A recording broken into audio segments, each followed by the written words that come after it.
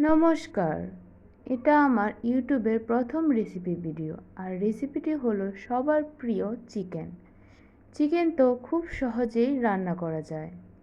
প্রথমে কড়াইয়ে তেলটা গরম হয়ে আসলে পেঁয়াজ কাঁচামরিচ দিয়ে ভালো করে ভেজে নেব।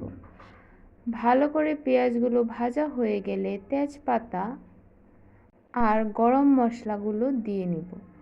তারপর ম্যারিনেট করা চিকেনগুলো দিয়ে নিব।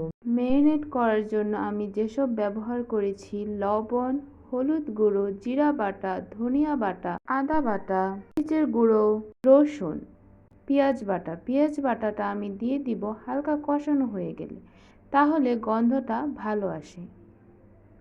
এই তো এখন পেঁয়াজ বাটা দিয়ে দিলাম। পেঁয়াজ বাটাটা দিয়ে আমি আবার ভালো করে কষিয়ে নিব। বারবার নাড়া দিতে হবে যেন নিচে দিয়ে পুড়ে না যায়। সিদ্ধ হওয়ার জন্য আমি একটা ঢাকনা দিয়ে ঢেকে দিলাম। কিছুক্ষণ পর ঢাকনাটা তুলে দিলাম। এখন মাংসটা আরও কিছুক্ষণ কষিয়ে নিব। যত কষাবেন মাংসটা খেতে তত ভালো হবে।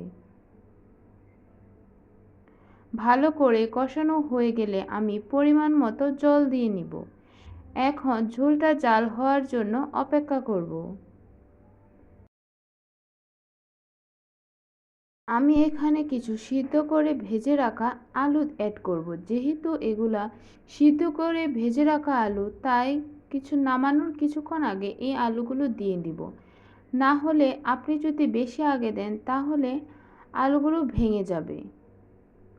আপনি ইচ্ছা করলে কিছু কাঁচামরিচও দিতে পারেন। আলুগুলো দিয়ে দেওয়ার পর অল্প কিছুক্ষণ আমি আরও ঝোলটা জাল করে নিব। দেখুন কালারটা কত সুন্দর হয়েছে। এই তো ছিল আজকের চিকেনের রেসিপি।